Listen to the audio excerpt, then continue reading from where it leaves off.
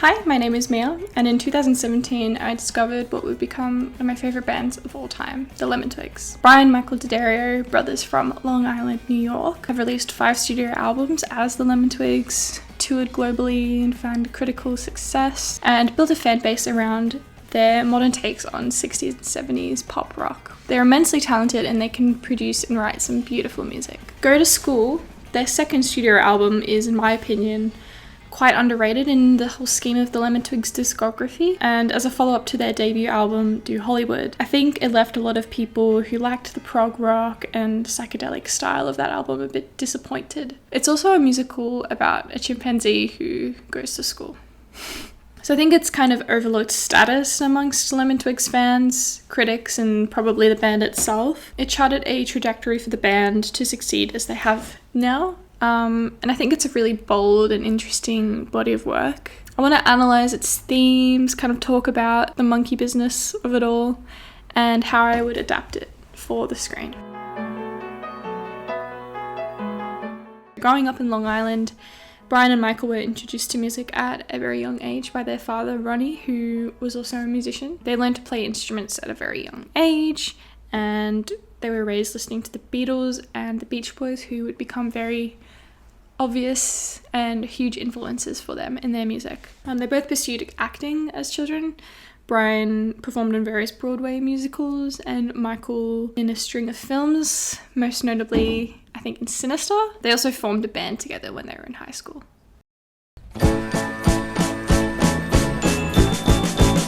So Do Hollywood was produced by Jonathan Rader of Foxygen. It's playful, poppy, catchy, it's kind of weird, has a very youthful quality to it, but the songwriting and production quality is very impressive for a debut record by people of such young ages. Meow. Yeah. So yeah, I really love this album. I found it in 2017 after one of their videos was on Rage and just fell in love with it. And now and then when I revisit the album, I think it just really impresses me over and over again. I think that Lemon Twigs have definitely solidified their own style that's a bit different to what is on Do Hollywood. You can definitely see each step forward that they took from this initial album to kind of what they're known for now. It was announced that the second album from the Lemon Twigs is going to be called Go to School, and it would be a musical. So the album also features Todd Rundgren, who is a huge influence on the Lemon Twigs, playing Shane's father, and the Lemon Twigs' own mother, Susan Hall, playing Shane's mother. Though a concept album / musical about a monkey seems very left of field for the Twigs' sophomore album, their background in acting and musical theatre kind of makes it make a bit more sense. Released on the 24th of August 2018, Go to School tells the story of Shane, a pure of heart chimpanzee raised as a human boy as he comes to terms with the obstacles of life. I think the momentum that the band had built up from Do Hollywood was a bit fumbled in the promotion for Go to School. The singles released were If You Give Enough and The Fire, both songs at the end of the track list, and, revealing of the plot and kind of spoiling the whole plot of the musical. It's definitely intended to be listened to as one body of work in order, rather than be kind of molded into the typical album cycle. But I remember at the time, people were kind of turned off by it and found it a bit too weird and hard to engage with. Although it wasn't as warmly received as Do Hollywood, it still got a lot of glowing reviews. I think it's incredibly underrated in their discography, and there's a lot to unpack and so much to talk about. So I want to kind of go track by track, analyze the themes, the characters. What is it really about?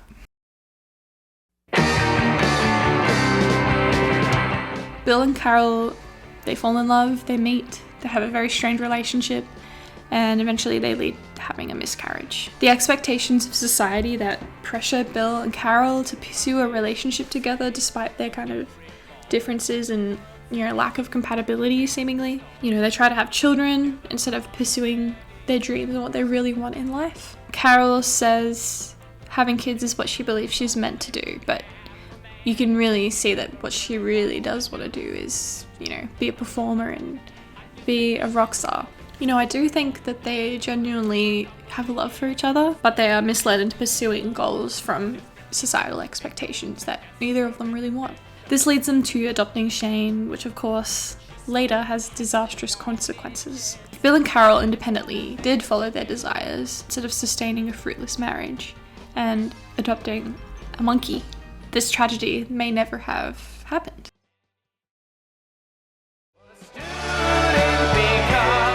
Many years after Bill and Carol's miscarriage, they adopt a chimpanzee named Shane and raise it as their son, with him believing fully that he is a human child. They keep him at home to shelter him from the world and don't allow him to attend school.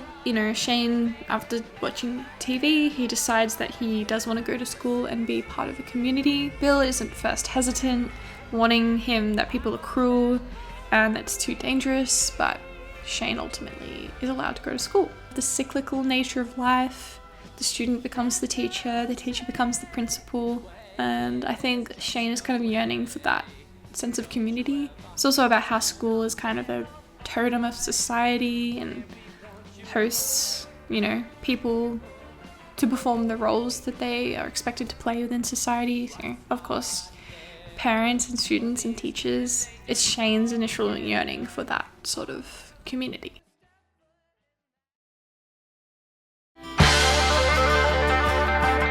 So this is a song from Carol's perspective. She's lamenting on her wasted rock career, how she now has to raise a son. She holds bitterness towards Shane for, her wasted potential. As he begins going to school, she kind of is jealous of him being able to live out his dreams. I think this song is about generational trauma. If you're going to resent your children for you having to raise them and care for them, you shouldn't really be having children, I think. And I think that's not really Carol's fault. I think society pressures women like Carol to pursue having a family and becoming a mother over things that they might really actually want. It's seeming like being a mother does not really bring her true happiness.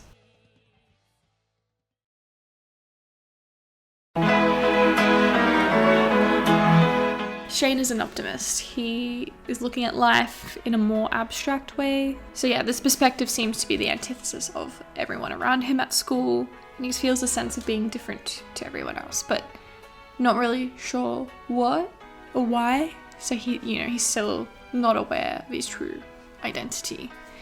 And he kind of scorns his fellow students for mindlessly listening to what they're told by their teachers. Kind of the same sort of idea and theme as the lesson, which kind of baffles me that they're placed so close together in the track list. So yeah, Shane and his classmates are kind of clashing a bit more.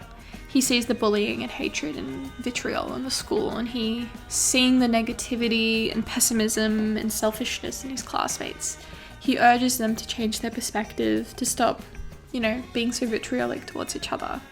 And he's just told to go away. Yeah, so I think it's kind of a catalyst for Shane to start feeling opposed to everyone else around him, and kind of an indicator that school is not really what it's all cracked up to be. But this song is the best song on the album, one of the best Lemon Twigs songs of all time. Shane starts to fall for this girl, Daisy. She's the most popular girl in school. He feels with his role as like a loser, that they'll never be together because of their difference in status. That doesn't stop him from wanting to express how he feels. He believes she's bound by her popularity. He wants to help her feel freed by her position as a popular girl. But it kind of also, hints back at that kind of societal pressure that Daisy must be facing as someone expected to play the role of like a popular girl. This song is from the perspective of Robert Jr., who is a bully at the school, who takes his anger out on Shane from being bullied and abused by his father, Robert Sr. So it's kind of again about that generational trauma, that self-hatred of those who are vitriolic to others. It's about grief, it's about learned behaviours, because Robert Sr.'s wife and Robert Jr.'s mother died during childbirth. Robert Sr. is taking out that grief and anger on his own son. Robert Sr. has a PhD, while Robert Jr. is slow as slow can be. So, he's failing to meet the expectations of what a good student and what a good son is. So he is punished for that. In turn, Shane is also punished for that. When I feel like Lonely, which is a song that was written by Michael when he was 15 years old. But basically it's just about Shane feeling lonely, feeling a lack of connection with anyone at school, wanting to know if people feel the same way as him, which is oxymoronic because everyone, I think, feels lonely.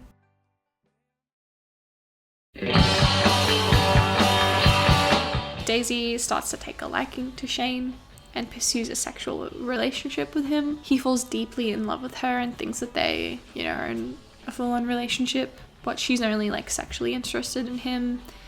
He tries to express his love for her and she rejects him because of their differing social status. You're a mouse, I'm a cat. Daisy is the popular girl in school. She seemingly has the perfect life.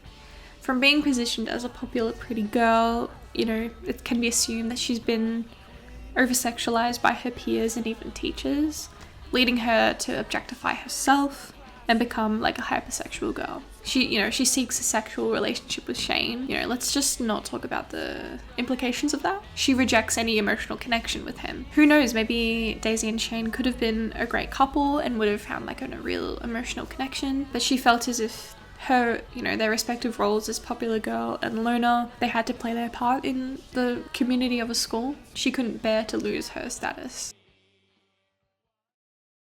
Never know.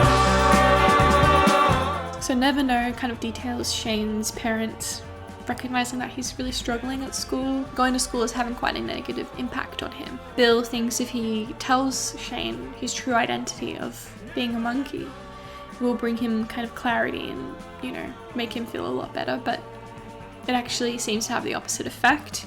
It makes him feel more isolated and alienated than ever before.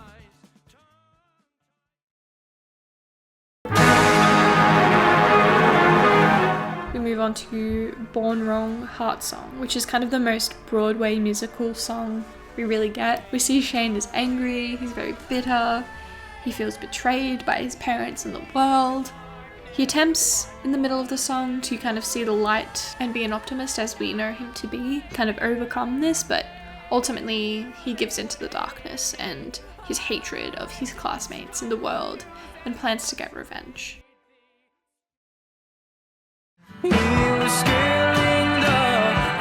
And then we move on to kind of the climax of the story, the fire. After being antagonized in gym class, he sets fire to the school. He's trying to make a statement, but the fire sweeps up the rest of the school and kills over 100 people.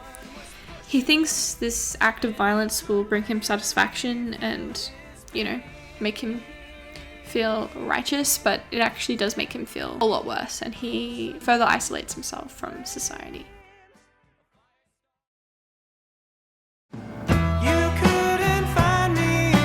So Shane has run away and he's isolated himself in the woods, feeling lonelier than he's ever felt before. He wants to connect with other people, but he wonders if he can retain his purity and his goodness after such a horrible act.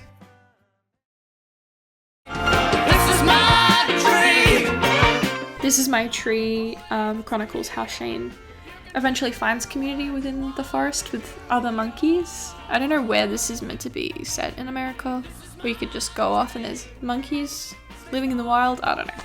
In finding this community, he embraces an animalistic, hedonistic lifestyle. Instead of expecting love returned to him, as he's done so throughout the story, he embraces individuality. This is my tree. You can do what you want to do with yours.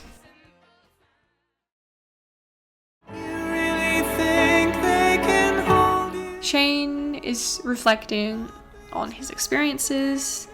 He kind of recognizes that at the start of the story, he expected when he gave people love and attention that it would be returned to him. But now he kind of sees that the point of giving love is to give it and feel satisfaction within that, rather than expecting something in return.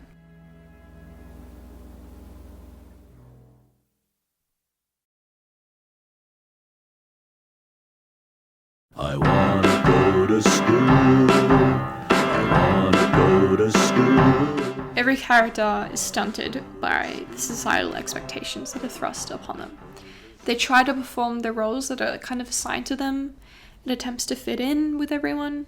Bill and Carl as the perfect married couple and parents. Shane is an upstanding student and Robert Jr. Daisy is a popular teen girl. You know, these expectations seemingly go against who they truly are, and it causes them great anguish. You know, obviously this is mainly set in a school. There's a lot of expectations and roles within a school. Teachers are expected to teach. Students are expected to blindly follow what they say. So the parents kind of pass down their pain to their children instead of trying to make their lives better and improve upon themselves. Carol blames Shane for her dreams failing and makes Shane feel belittled and unwanted. And Bill's listlessness can cause him to be kind of overprotective of Shane and thus lying to him about his true identity. And of course, Robert Sr. blames Robert Jr. for the death of his wife and abuses him. It shows how trauma can kind of be a bit of a cycle. So growing up, Shane always feels a sense of being other from everyone else, always having felt this distance he could not explain. Whether or not it's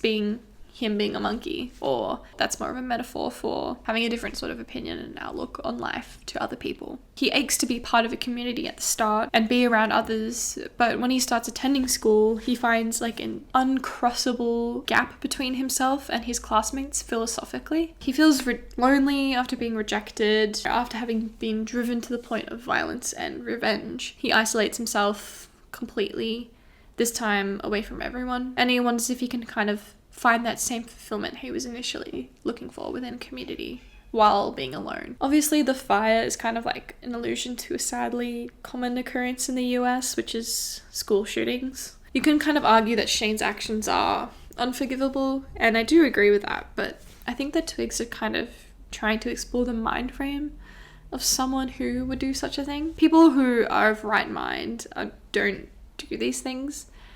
They are in need of help, you know, mental health care. But it's important to note kind of the ways that societal expectations can push people into committing these acts instead of, you know, getting the help they need. And yeah, it's a monkey, but he's also a bullied kid who's neglected from his parents. And it's easy to kind of see how he becomes disillusioned. 2020 saw their third album, Songs for the General Public, which was a full-on exercise in glamour. Though there's some good songs scattered on there, it's kind of my least favorite album of theirs. It kind of seems now that they've kind of ditched that psychedelic glam rock for what seems to be their bread and butter, which is like a Wings-esque power pop rock. Their latest two albums, Everything Harmony and A Dream Is All We Know, have found a level of success that they haven't really reached before. And I think they've really settled into their sound and style, what kind of music that they really excel in making.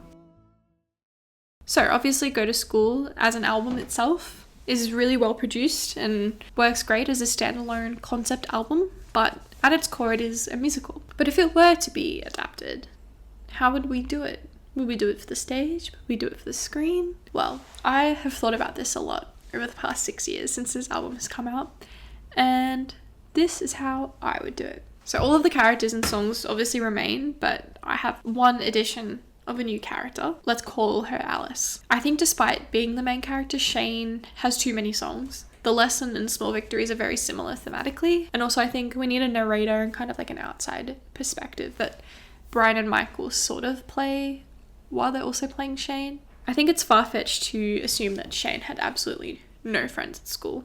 And so the character of Alice acts as the one close friend that he actually had in school. She shares and affirms a lot of the viewpoints that he has on life, but eventually abandons him when he begins lashing out on classmates. Just like loss of friendship kind of compounds his pain and feelings of loneliness even more. So the story will open with Alice. She's a middle-aged high school teacher.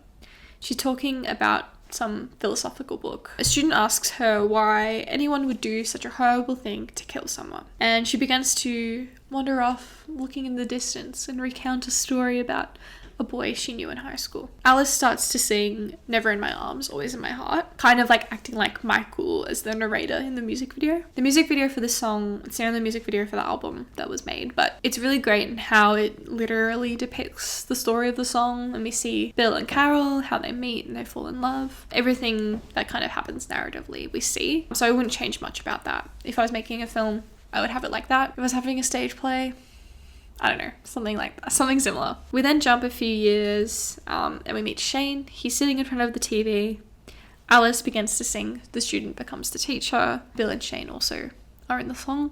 The outro of the song kind of transitions from Shane being in like this living room to walking into the gates at school. Shane is very quickly bullied for, being a monkey. Shane meets a younger Alice, the first person who approaches him and befriends him. She's rebellious and hedonistic and kind of has a disdain for her classmates. She sings him the lesson, and they bond over their kind of shared views of the world. These are completely platonic friendship, I think, but he's enamored by meeting someone who agrees with him on so much. So emboldened by this friendship that he's begun with Alice, and after some more harassment in class, he stands up in front of the classroom and sings Small Victories. At home later that night, Shane sings Wandering Ways as he pines over Daisy. The bully starts with Robert Jr. waiting for Shane at the bathroom. A mid-song flashback kind of shows Robert Jr.'s birth and the death of his mother. The mid-song kind of trumpet breaks, flashy, frenetic moments of like Robert Jr. like beating up Shane. So Alice begins to resent Shane for his changing behavior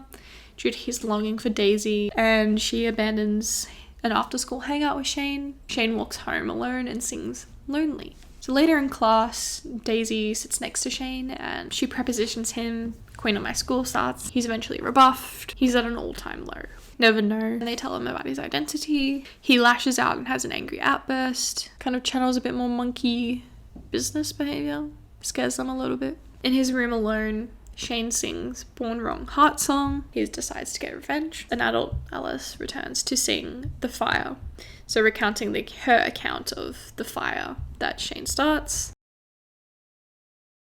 As the school burns down, he runs away, leaving everyone behind. Finds a tree far, far away and resolves to isolate himself as he sings Home of a Heart. But he quickly finds other monkey population and embraces the animalistic lifestyle with This Is My Tree. So then we come back to the classroom that we first started in with the adult Alice, and she reflects on her friendship with Shane, what it means to love, and kind of becomes a split screen on like either side of the stage. Shane enters, he's sitting at a tree, he's pondering similarly, and they kind of duet If You Give Enough. The credits roll to Go to School. The end. I actually kind of want to make this a real thing. It's a really weird story, but I think it's also really profound and heartbreaking and beautiful, but also relatable at the end of the day. And I think it would be so cool. Now for the monkey of it all. I think obviously for a stage adaptation, you're going to need a guy dressed as a monkey. For a film adaptation, you could go down the Cats or like the Better Man route. I actually think retaining the man in a monkey costume idea for the film is a better option.